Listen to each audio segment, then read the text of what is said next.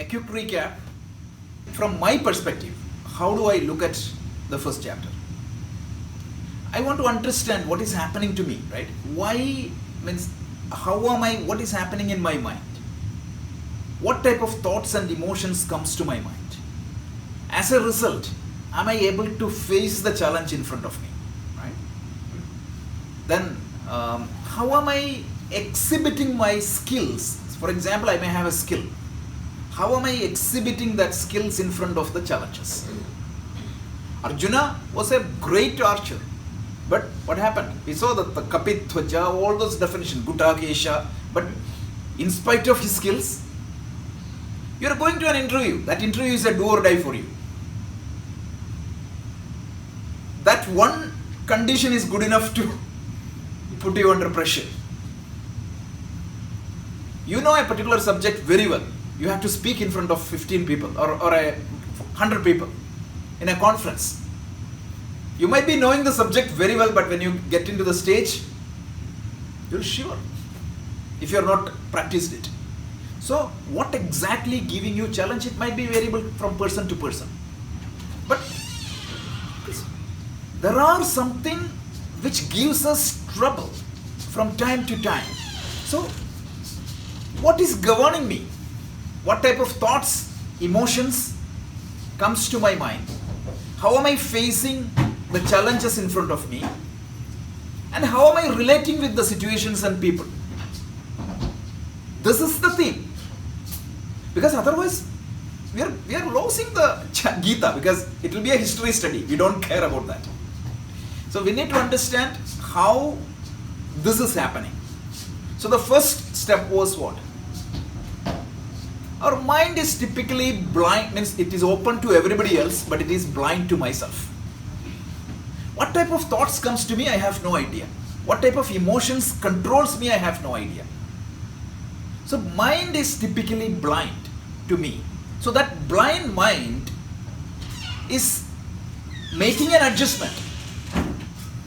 It is employing a faculty to do a self-analysis. It is trying to look within and trying to understand what is happening in me. For that, I said, a faithful and honest reporter has to be there. So Dhritarashtra is the blind mind and Sanjaya is the reporter. So the first verse was an instruction from Dhritarashtra to Sanjaya. What was the thing? What is happening in the battlefield of Kurukshetra? Kurukshetra war is happening within me. One side you have all these destructive emotions. On the other side you have all the positive thoughts. This battle is happening. So Sanjaya, looking at the means Mahabharata war battlefield, he said the two armies are about to fight. They arrived. And he enumerated all the positive, means Kaurava forces and all the Pandava forces. And then he introduced Krishna and Arjuna. And then Arjuna, after having the two armies were about to fight, Arjuna instructed Krishna, what? I want to go to the middle of the battlefield and see who are all there, with whom I am fighting. So Arjuna went there. That's what we saw. So symbolically or subjectively, what is that? The self-control in me, because I talked about one particular aspect in my mind, which is self-control, which is represented by Arjuna. So the self-control in me is trying to analyze what is happening and whom I should be controlling. And when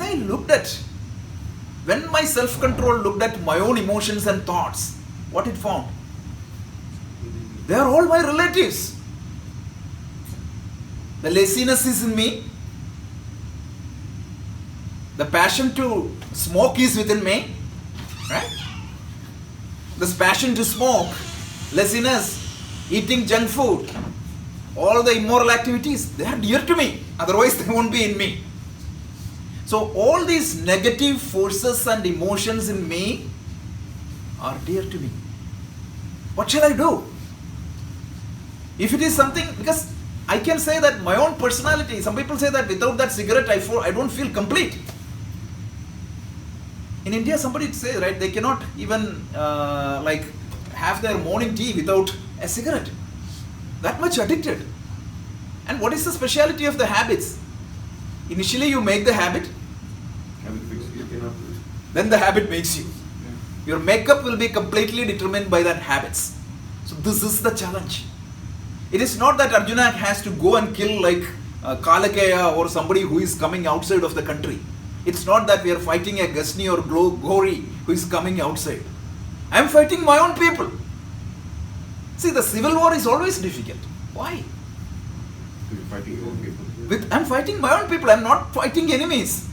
So these tendencies, sleeping a little bit more in the morning, it is dear to me. Right? Going and eating all those junk food,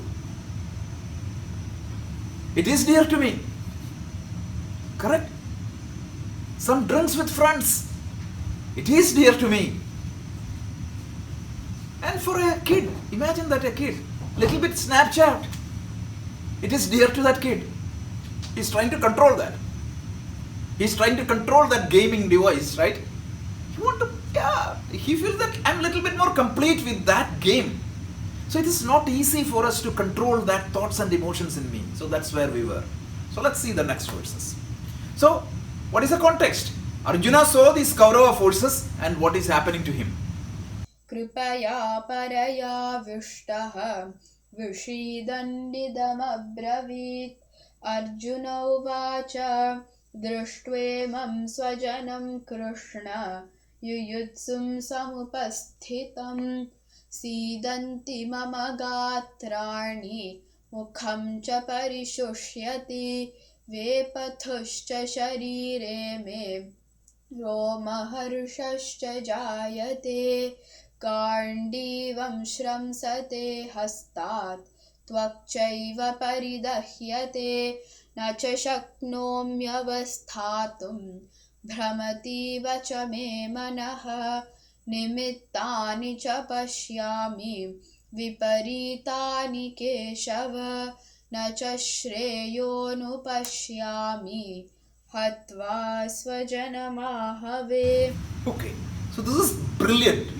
If you take a modern psychology book and read the symptoms of a psychic breakdown, this is exactly what you're going to see. So let's try to understand, because a couple of weeks back somebody requested to me go line by line, word by word. So let's try to see. Kripaya paraya avishtaha. Kripa means what? What is the literal meaning of kripa? Grace. Compassion. Alright? That pity, compassion. So it's an emotion. What is the difference between an emotion and a thought? See, you have two brain centers. One is a thinking brain and another one is an emotional brain.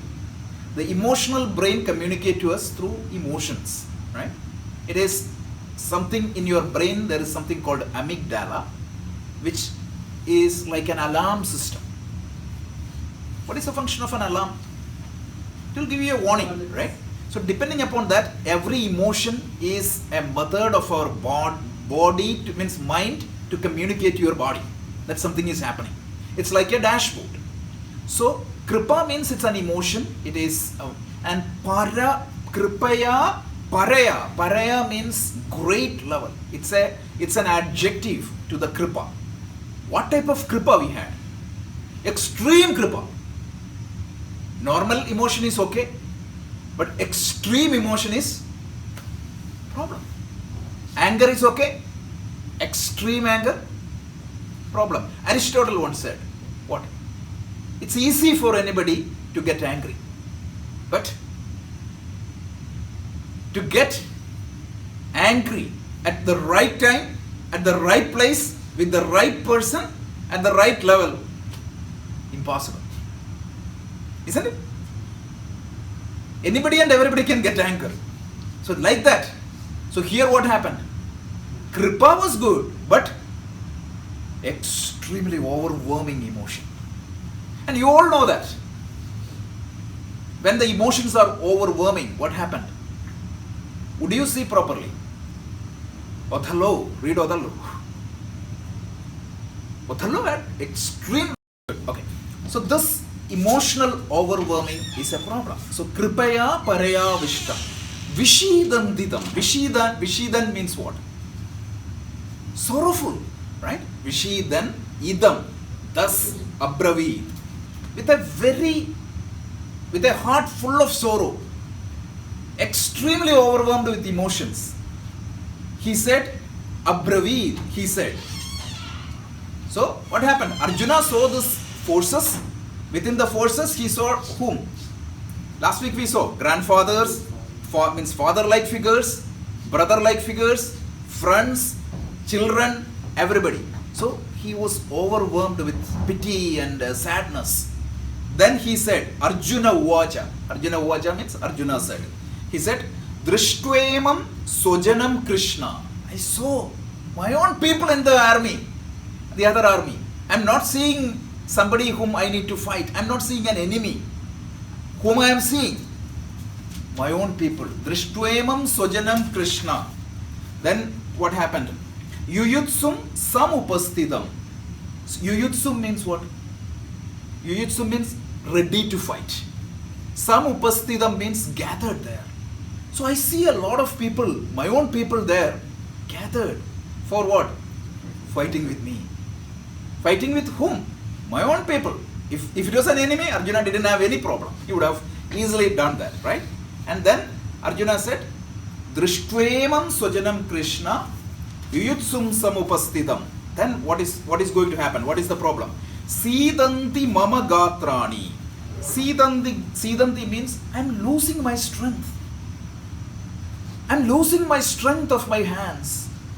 And means my body is, I'm losing the strength of my body. Gatrani means limbs. I'm losing my strength of my limbs. Mukham cha paridukhyati. My face and eyes become dry. Have you experienced that state? When you are under stress or an emotional panic attack, this is exactly what is happening. My limbs feel weak. My body is going to be weak. Every one of you might have experienced that sometime or the other. And the face and the eyes becomes dry, and then what happened? Vepadushcha sharire me. My body is shivering. Roma harshascha jayate. My hairs are standing up. Gandivam samsrate hasta. My bow means, what was the previous words? He lifted his bow to fight. Now what happened? I'm losing my instrument of action from my hand.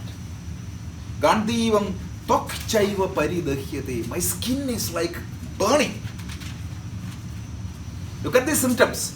These symptoms are, I'll show you, last session of this class, I'll show you the symptoms of a psychic breakdown. You will see the same thing which is written here. So Gandivam samsrate hasta tok chaiva paridahyate. Nacha shakto myavastatum. Na means not. Cha means and. Shaktyomi means I don't have the energy. I don't have the skill. I don't have the strength. Avastatum. I cannot even stand. I cannot even stand up. Then what happened? Pramati iva che manaha. My mind, what is happening with my mind? My mind is completely, prama means what? Deluded. I cannot think properly. Nothing is coming to my mind. Think yourself. You are facing a challenging situation and under stress. This is what is going to happen. And what happened? Nimittani cha pashyami. Wherever I look, I'm not even seeing any signs. See, what is nimitta? In olden days, what is nimitta?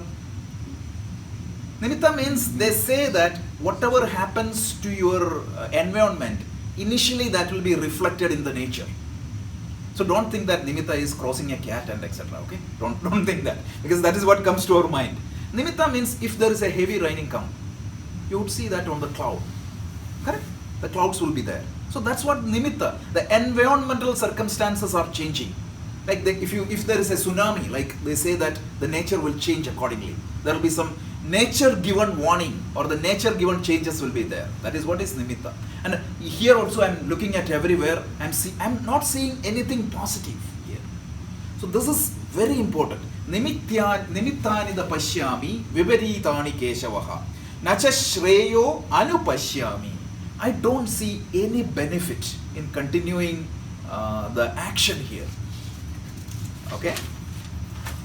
There will be a natural doubt comes here. I'm going to clear that. Hatva swajana mahavi. I don't see any benefit in annihilating my own people. Then what happened? Nakamshe vijayam. Okay. Nacha shreyo hatva janam swajanam mahavi. So what was the sum total? He says, I don't see any benefit in fighting this battle because I see only my own people on the other side. And when I see my own people, what happened? My body is shivering, I am under stress. Now you may ask me, right? If you take the story, Arjuna is right. Yes. That is a logical question. Yes. Krishna didn't say Arjuna whether to fight the war or not to fight the war. Later you will see. He said, you cannot make a decision with a weak mind. Macbeth, Shakespeare says, right? Anything that comes out of a weak mind is not worth. That's all Krishna is saying. So now, let's see the subjective meaning of this. So what is the self-control's dilemma here? So these verses brilliantly illustrate the challenge of the self-control. Arjuna means my own self-control. So we have a tough situation. Take one example, simple example. You are going to a buffet and that buffet is full of nice food, all the sweets, all the fried foods. What is your goal? New Year resolution? Eat healthy. So what is going to happen? Some thoughts comes to my mind. Your self-control is active, alert. The self-control look at what exactly I need to kill here. My craving for that sweet. My craving for all that fried food. When the alarm rings early in the morning, 5 o'clock, what was my yesterday's hard resolution? Wake up and going to do a 30 minutes workout. So self-control is alert at that point of time. The self-control looks in front. Who am I going to control? Myself. My passion for, my longing for sleep. So on the other side, what? The thought that tells me that, oh my God, last week your blood report was, the blood pressure is 150, 110. Your sugar is touching the border. So go and do the exercise. On the other side, the pleasure of sleep versus the determination. Destructive emotion versus discriminative thoughts, positive thoughts. Battle happened, self-control is in the middle. The problem is self-control thinks that sleep is also dear to me. Right? This is exactly what the Kaurava battle is. So Vyasa is a brilliant master. He took a historic battle and he embedded these concepts on top of that. So this is the problem. When we face a tough situation, we find it difficult, the self-control find it difficult to execute. A tempting situation, if I make a small shortcut, I'm going to save a lot of money. Imagine a person who is accepting bribe in a third world country. First time when he accepts the bribe, two conflicting thoughts will come for sure. Over a period of time, what happens? Pandavas are completely annihilated, only Kauravas remains. That's a different matter. But at least first few times, what is going to happen? Should I do this? Should I take this shortcut or should I do what is right? What is going to happen? Take the shortcut. Why? Because that shortcut is also Very dear to me. The outcome is dear to me. Right? Being rich, getting that facility is also real dear to me. I cannot kill the Kauravas easily. So you have to understand Geeta in this fashion, otherwise it is not my Geeta. So right now we are focusing only on the problem statement. The first chapter is only the problem statement because unless the problem is not clear, the solution you cannot apply. Most probably what we do, we apply, we think that this is the problem and we apply. I think that okay, I lack this. I try to fulfill that. We talked about this in the Vedanta class extremely in detail. So this is, we need to understand the problem here. But let's come back to this. But that's a good question. We will answer that on the third chapter, even in the second chapter also. How do we? But bottom line is, Geeta is going to give you a lifestyle change program. Following, it is not very difficult to follow. At the very same time, it's like the 80-20 rule. If you focus on that 20% of that problem, it will yield, give solution for the 80% of the common problem. But that last 20% is very difficult. But that is, but if you make 80% of the problem vanishes, that itself is a huge win for all of us. And that win is very easy. For you to get to self-realize, that is very difficult. But to make a significant change in our life, to lead an efficient life, it is very simple, as per the theory of Geeta. So we'll see that one by one. Okay, but before going there, means once the chapter 1 is done, last session, we are going to give some 3 or 4 practices. We need to practice that. What is that practice? It's a meditation technique to identify all the negative tendencies which I should be focusing immediately. Again, the top 20%. That's the goal. Okay, so this is the dilemma of the self-control. Self-control, so what is to be controlled and annihilated, and it is capable of annihilating them. But the problem is what? I don't want to. I don't want to annihilate that. That is the problem. So, let's see the next one. So the dilemma here is, the destructive emotions are part and parcel of my own life. Right? Negative emotions are part and part of life. Me plus a cigarette, I feel that it makes me complete.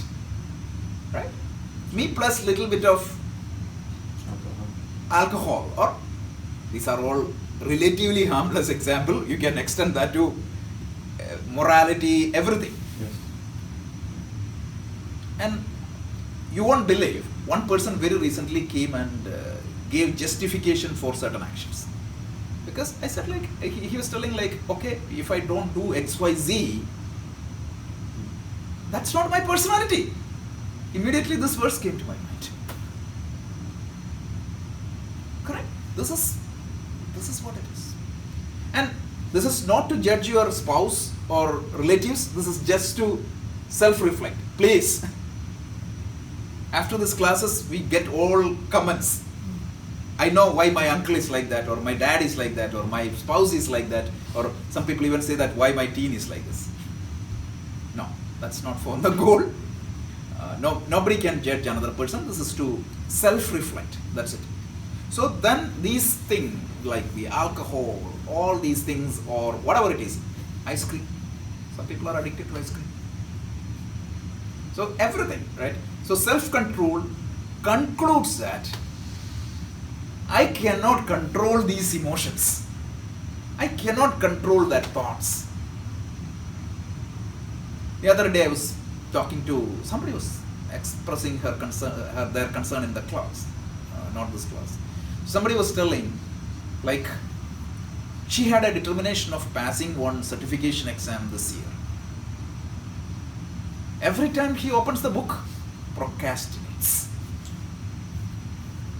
She was telling that she know that she need to take this, the market is coming down, the layoffs are here and there, so she wanted to be ready for the change when the change is imposed on her. So, procrastination. Why? Who did procrastinate? I did. I allowed to procrastinate. Without that, it won't happen. Even the kids, the teens were talking. Like, they know the exam is coming, but these phones and devices are so addictive that they don't want to keep it down. So they find it difficult to control. Control means we are not saying that eliminate completely, right? If you are using phone for 30 minutes, it's fine. But are they using only 30 minutes? One parent was telling the other day, he was just going in the night, and it appears to be that blanket is so hot. They saw the iPad was active for hours. So this uncontrolled indulgence, imagine uncontrolled indulgence in sense objects, it creates problem. right involvement is always good. Over intelligence is not good for anything, right? To that matter. It's okay to eat, but too much eating. It's okay to take a little bit of rest, but always resting. And some people are on the other side, overexertion. So that's why in 6th chapter of Gita you say lifestyle change words, right? I talked about that last week and requested each one of you to study that. What was that? Yuktahara viharasya, yukta cheshtasya karmasu, yukta sopnavabodhasya yogo bhavati dukkha. Yoga becomes a source of removal of all the sorrows for those. Appropriate eating, right quantity, right time, right balance, mix. And vihara means what?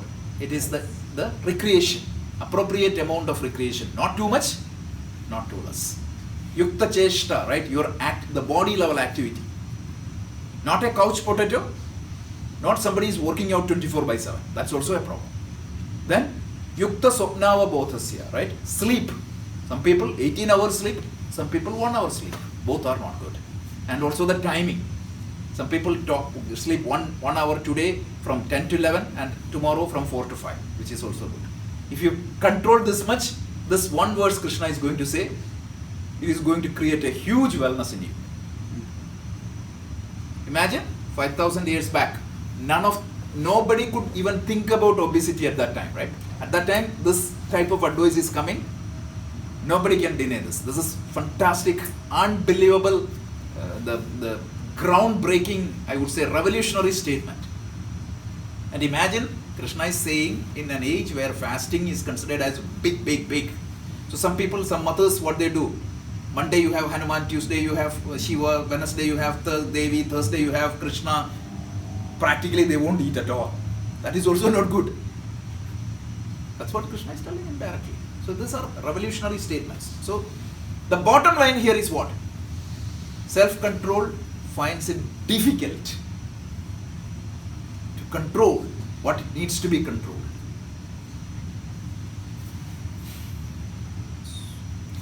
So when this conflict, internal conflict happens, what are all the symptoms?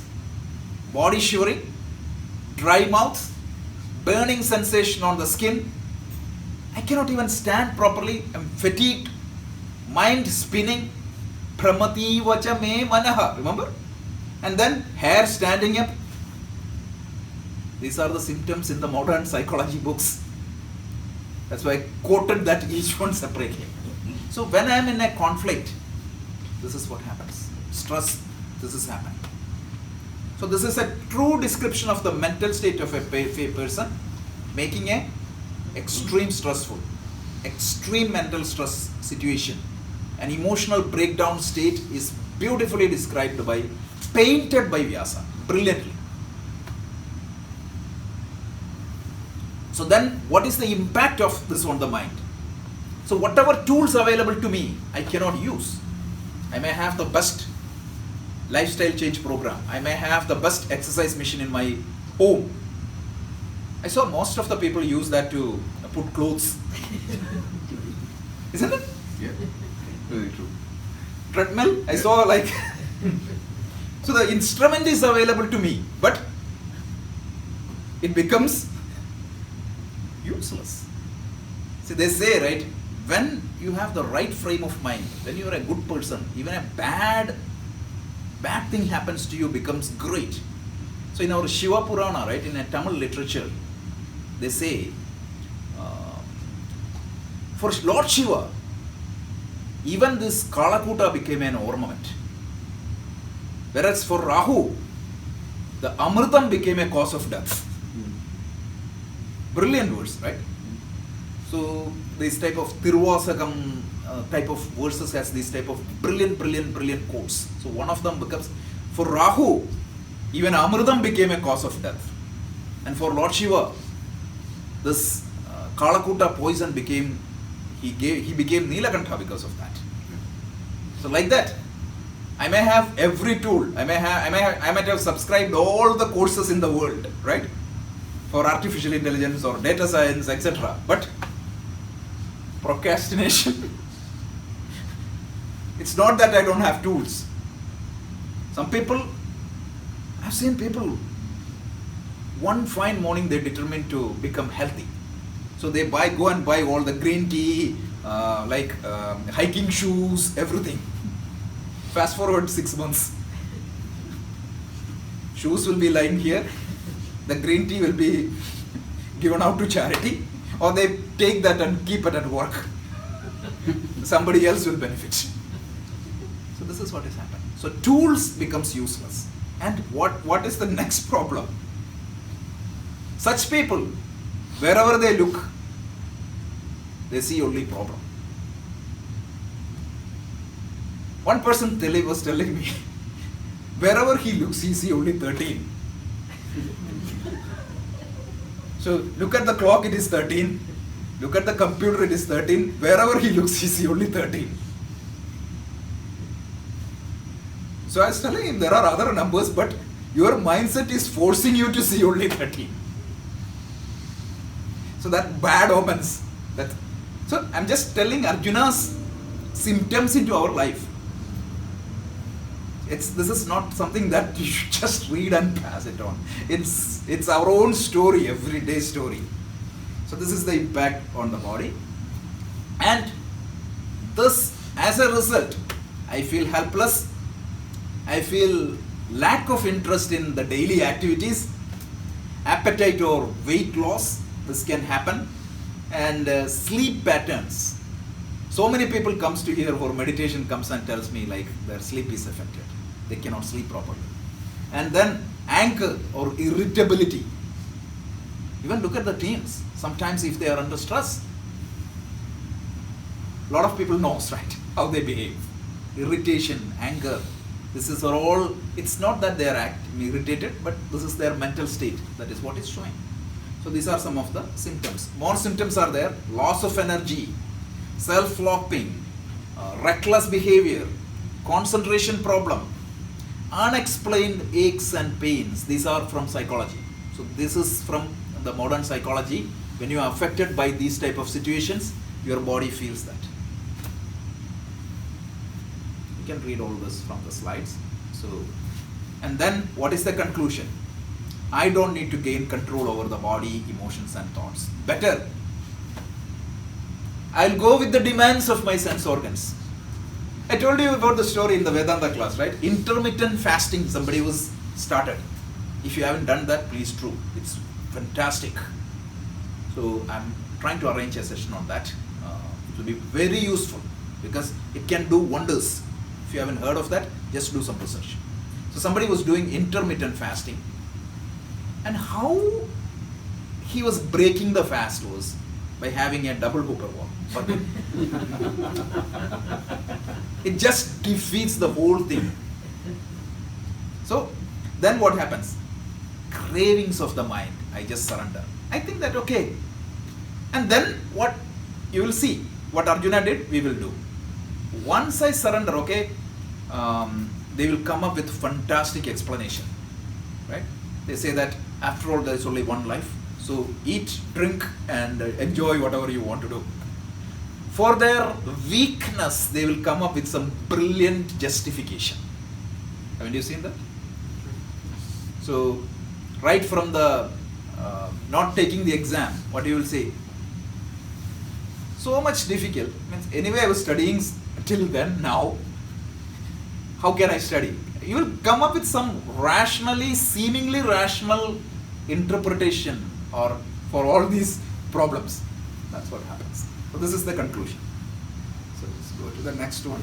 So this is something, I'm not going to explain this later, but we are going to delve on this a lot. This is something called emotional hijack in the modern neuropsychology. What is emotional hijack? In one sentence, I talked about on a very high level in 2 minutes. When the brain is fed with the same input, your emotional brain will analyze the situation and your thinking brain is going to analyze the situation. If at all the emotional brain seems a threat, what it is going to do? It will hijack. It will hijack your brain, and then what is being executed is a It's a pre-programmed routine from your brain. That is why you see that sometimes you behave completely unexplained. One story and then we will move on.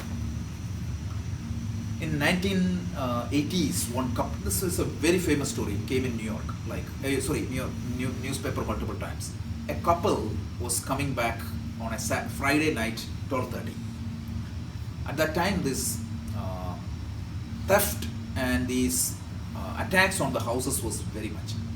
So the child of this person, she thought, okay, I'm going to fool my parents, and she kept in a bathroom.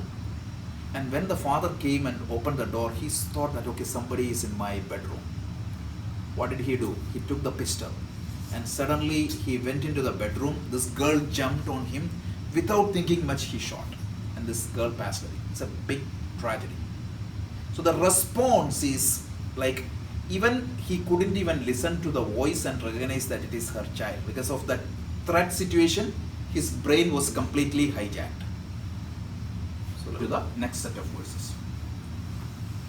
न काङ्क्षे विजयं कृष्ण न च राज्यं सुखानि च किं no राज्येन Govind किं भोगैर्जीवितेन वा येषामर्थे काङ्क्षितं नः राज्यं भोगाः सुखानि च त इमेव स्थिता युद्धे प्राणां त्यक्त्वा धनानि च आचार्याः पितरः पुत्राः तथैव च पितामहाः मातुलाः श्वशुराः पौत्राः श्यालाः सम्बन्धिनस्तथा एतान्न हन्तुमिच्छामि घ्नतोऽपि मधुसूदन अपि त्रैलोक्यराज्यस्य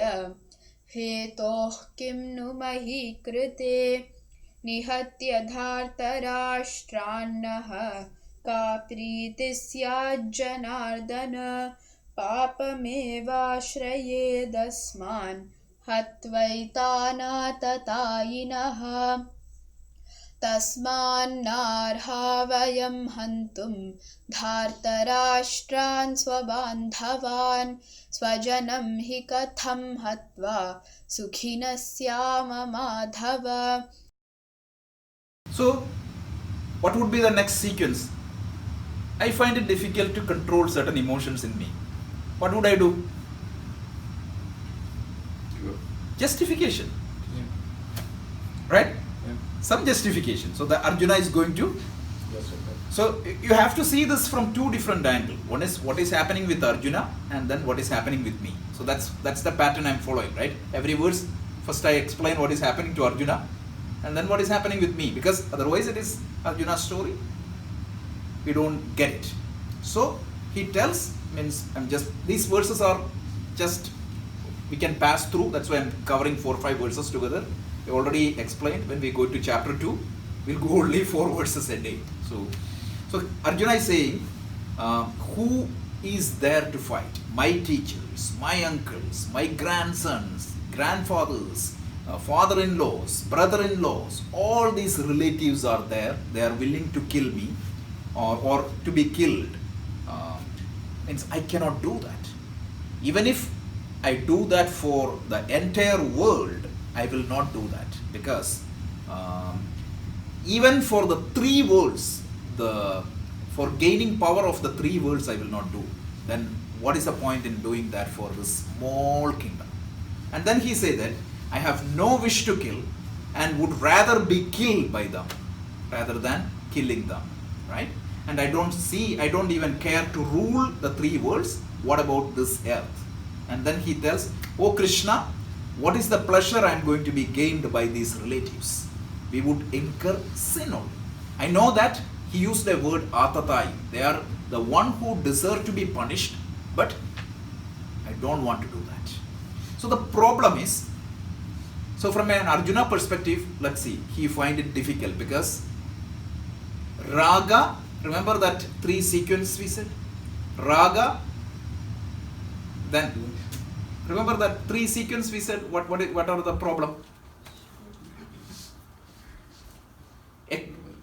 See, you've pinged that. You expect certain outcomes from every result. There is nothing wrong in that. And then what is going to happen? I become extremely obsessed with that particular outcome.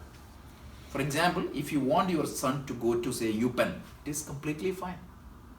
But when I get obsessed with that, what is going to happen? If he doesn't get into it, then there's a... Your son will tell. If you get too much obsessed into that, you will be putting a lot of pressure on him, and eventually he himself will give up. So Dr. Mistry, who comes to our workshop, he had a few counseling after the workshop. So he was talking to us after that. Few kids reached out to him, and a couple of people went into Ivy League, and the kid wanted to give up immediately. This was the pressure. I'm not saying that you should put the effort, but when you get obsessed, what is going to happen? Emotional overwhelming is going to happen. When the emotional overwhelming is going to happen, I lose my ability to make right choice. This is the simple problem of chapter 1. Extreme obsession with outcomes. Not extreme want. We all want outcomes. We all want to try for outcomes. Because Karma Yoga tells, plan out your work, then work out your plan. And Karma Yoga adds what? Former without latter, meaning planning without work. As per the Karma Yoga, it's a waste of time. And latter without former, work without planning is an unproductive confusion. So this is brilliantly given. This is the brilliant modern management lesson. But when I have that obsession, what is going to happen? Krishna is saying that then if you want to execute a task, you have to maintain an emotional stability. When that emotional stability is gone, your ability to do that action properly is impacted. And when this is impacted, you get into moha. So raga leads to krodha, leads to moha. So this keep in mind, because this is the story of chapter 1. So then Arjuna is giving all these explanation. From what mind? From an emotionally overwhelmed mind, he did that. So what Krishna did is, Krishna brought his mind into that emotionally stable state. That's it. And then whatever decision you make, that is good. So the Bhagavad Gita is not a war-mongering textbook, or Bhagavad Gita is not saying somebody to kill somebody. It is saying that whatever decision you make, it has to be from an emotionally stable mind. Let's say that a set of cops were deputed to control a mob violence. And when they went there, they saw that, okay, in India it is common. This is my caste people organize this agitation. And they are throwing stones. And the cop was given order to contain them, or means take control of the charge. So the leader of the cop, if you go there and say that I cannot do it. And also the army, right? When you are fighting the battle, the commander-in-chief come back and say that I'm a proponent of non-violence. What value it has? Then you should not be in the army first. So that's the whole thing. So understand from that perspective. So Arjuna, in this particular case, what he does is, he is giving a lot of explanation why he cannot fight this civil war. So now let's see the subjective meaning. The subjective meaning is wonderful. Can we say no to the temptations? Can we say no to these destructive emotions? So that's what it is. Can we say no to the demands and pleasures of our body, senses and mind? Think, just pause for a mind. Imagine I brought the shoe, I brought the track suit, I plan to run 2 miles today morning, and exactly at morning when that alarm came, this thought came. Tomorrow onwards I will start. Can I say no to that You may say yes to that thought later when you fully woke up, right? So at that bedtime, meaning in the bed, can you say no? Not easy. Not easy. Absolutely not easy. So that's what, and then even if your spouse tells you, okay, you planned to do that yesterday, then you may come up with some excuse. What? Seems there is a cold for me. You may come up with some excuse. After all, the doctor said only 150 minutes required. So if I ran 5 days, that is good enough. These are harmless examples. Even kids, let's say that they have a test on Friday. So they're using phone excessively today, right? They say that, okay, today is Sunday. Just give me some excuse. I'm not saying that it is wrong or right, but I'm just elaborating and pointing out the tendency of the mind to come up with some seemingly valid explanation for controlling something. So the problem is my body and mind and the situation is going to put a lot of pressure on me. And it is very difficult for me to say no to these tendencies. And when I don't say no to these tendencies, I come up with good explanation. I cannot eat sweet, so I'll go to Guru Ayyappan temple or Tirupati Balaji and buy 10 ladus. And what is the excuse? Prasadam. Prasadam is harmless. So, these are all harmless examples. Look at your teen, right? Whatever you say, he will have a counter explanation. Correct? And sometimes it is seemingly logical. I'm not saying that is bad, but I'm pointing out the tendency of the human mind. It's not easy. You need a threshold to break that barrier. And how do you gain that threshold of momentum? It's like what you call this escape velocity. In rocket launching, you have something called escape velocity, right, Nagi? What is that escape velocity? That velocity which can break the pull of gravity, right? Yeah. So there are so many things that is pulling me back from the path of dharma. Dharma means not religious path. Again, we talked about that. Dharma means what needs to be done. So from that path, there are so many things pulling me back. How do I gain that escape velocity to get out of this karmic bondage? That is the theme of the Gita. But here, Krishna is bringing out the fact that that pull is there. Okay, so can we say no to temptation?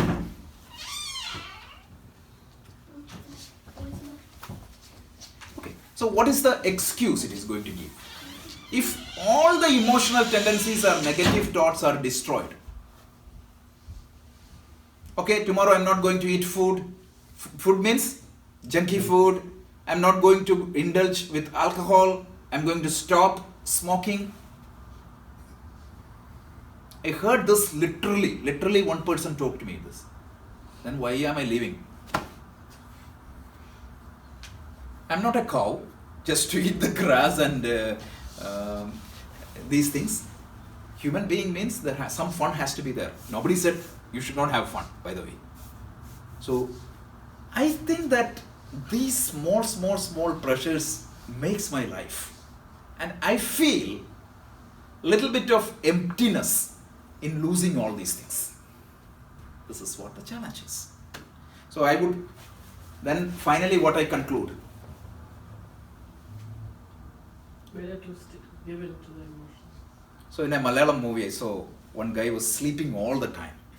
So the wife was asking, your cholesterol is so high and blood pressure is so high. You could control this with exercise. And he said, like eating a pill is much easier than doing all this exercise. I would take that path. So this type of excuses will come up. So I would just go down with that. And then I come up with all the excuse. I will say that sorry, it is because it is hard to give up on these pressures. So I'll find some reasons to explain this. And finally, how many of you made New Year resolution this year? Just everybody. At least you are wise not to make it. Everybody. And how many of you are continuing now? I talked about a website last week, right? There's a website you can Continuing go. from this year, like, or in general, whatever we In can. general, like how many New Year resolutions so far you made, and how many of them we are continuing? It's so funny. Like every December 31st, people make a lot of resolutions. People put that in OneNote. People put that in print out and sign it. Somebody for what? Finally, we give up. So actually, there was an interesting survey. A lot of people pledged they will do a 10K steps every day, and the result was less than 5% maintained it. You can imagine that much bad it is. Why? Somewhere around the line, Give up. I surrender. Why? Because what I need to control is dear to me. Is it making sense? Arjuna's problem. So this is the problem. So this emotional pressure, again, I'll talk about this later, psychological part. Neurology explains this very well. This emotional pressure, why am I like that? That is how I'm programmed by nature. So I need to find a solution to get out of it. So you have put a brilliant book in our share. So if anybody wants to listen to that audio book, it is wonderful. It is called Emotional Intelligence. This is the topic that is being covered there. It's amazing, amazing. You will see a lot of stories exactly on the topic I just described.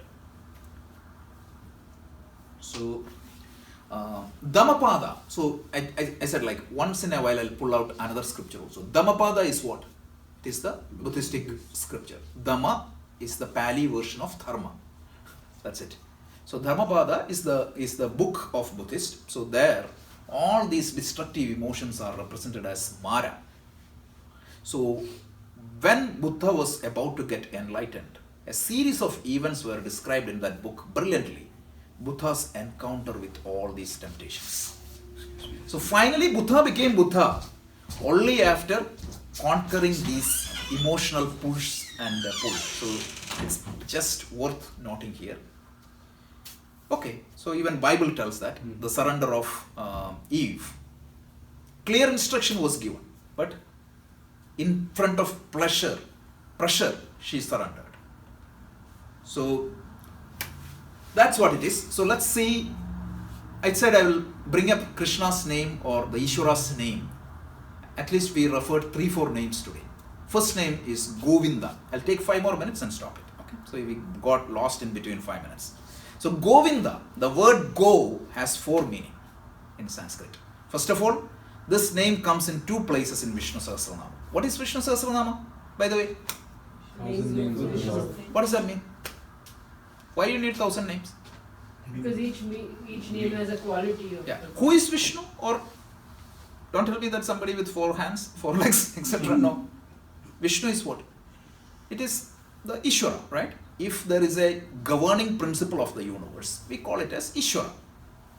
And if that governing principle is there, or the absolute reality of the universe, can you describe that absolute reality in finite words? Can you describe infinite in finite words? No. It's impossible for anybody to describe infinite in finite words. So then you have a problem, right? You want to understand that, but you cannot understand that. It's like the Heisenberg's uncertainty principle. The moment you measure the momentum, what happened? The position is gone. So the moment you think about the position, you cannot, it's impossible to measure these two simultaneously. So like that, what is going to happen? So infinite cannot be described in finite terms. So what they did was, they did a brilliant analysis. They came up with 1,000 pointers. Pointers. Use that word because that pointer will show one aspect of that absolute. That's it. It is not complete, but one aspect. So 1,000 pointers describing the absolute. So far we saw 3 names. By the time we cover Geeta, we will cover at least 120, 130 names. That's why I'm picking up each day one name. So the name Govinda is a very popular name. The word Go, it comes two places in Vishnu Sahasranama, 187 and 539 name. This is just academic, don't worry about that. Let's focus on the meaning. Don't worry about the too much meaning. There are four meanings for the word Go. The first meaning is, Go means earth.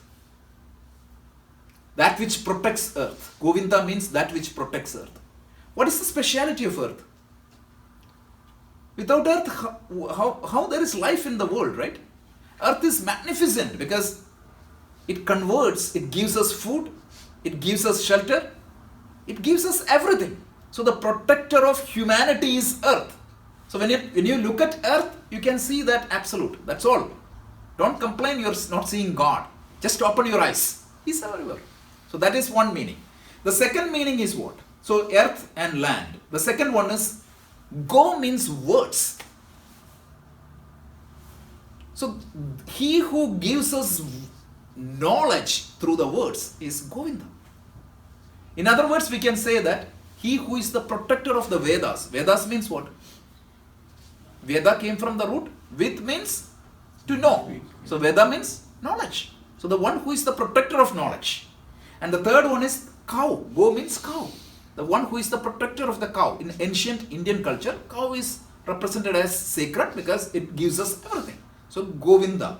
So one more meaning is one without whom even the speech and the words are not possible. Think about these things. Contemplate upon the meaning. It becomes very obvious. I would just say, just contemplate on the meaning of that earth itself. That is good enough. So you can see Ishvara through this contemplation on these names. So one name is Govinda.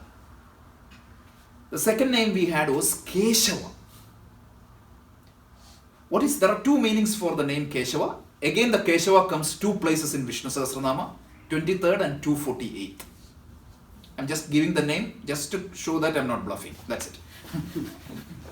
Okay, so two places it comes. One name of Krishna, because the Sahasranama visualize God in three different forms. One is a formless, nameless reality of the universe. Second aspect of the Sahasranama means Ishvara as the entire universe. When you say earth, the phenomenal power.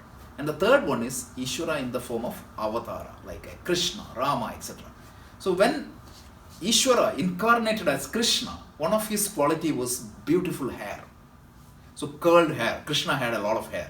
So that's one meaning. He who has beautiful and graceful locks of hair. That is Keshava. And the second one is, there was a demon called Keshi. The one who destroyed that demon is Keshava. What is demons, by the way? I talked about that earlier. Demons are negative tendencies in me. And how Krishna destroys these demons? With what? Sudarshana. What is Sudarshana?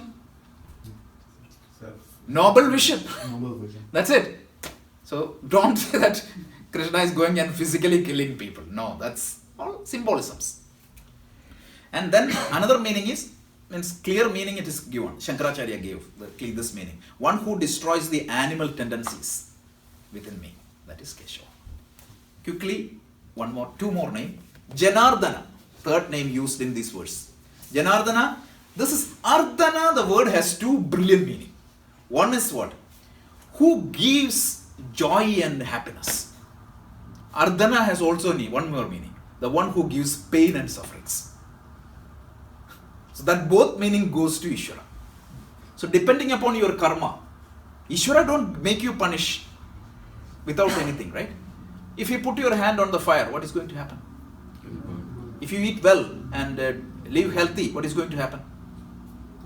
Your body become healthy. And if you eat junk food and be a couch potato, what is going to happen? You will be inviting all the diseases, all the lifestyle diseases. So the one who is giving the result of the karmas, he is not giving the result. You are getting blessed because of your karma, or you can say that I am punished because of my karma. These two are, for example, I followed a good lifestyle. What is going to happen? I am blessed. And when I follow a bad lifestyle, what is going to happen? I am punished. So the one who governs these laws of the nature is known as Janardana. So the one name gives two aspects. Brilliant. So the Ardhana, the word has two meaning. One who blesses and the one who punishes. Janardana, the one who gives this to the Jana, the people, is Janardana. So that was the third name we saw today. Sorry, one more name. The last name is called Madhusudana. Again, this comes in the Vishnu Sahasranama as the 73rd name. So, Puranic meaning is what? There were two demons called Madhu and Kaidapa, and Vishnu destroyed them. What is the literal meaning of Madhu? Honey. Right? What is honey symbolically represents? Attachment. Attachment. So the one who helps you to destroy the attachment. Attachment means not the love. Don't tell me that you love your child. You have to do that. But if the father is obsessed with your child, that's where the problem comes in. Then what I want? I want him to go to the exact same college I want. I want him to study the exact same subject I want. And more, I want him to marry or her to marry exactly the same person I want. This creates problem. So the one who helps me to destroy all the attachment or the obsession and helps me to see things properly is Madhusudana. That's it. So those were the three names we saw today. So far we saw how many names? 7 names. So by the time we complete Gita, we'll have 100 plus names of Vishnu. So this is a parallel study of Vishnu Sahasranama. Okay, so that's it.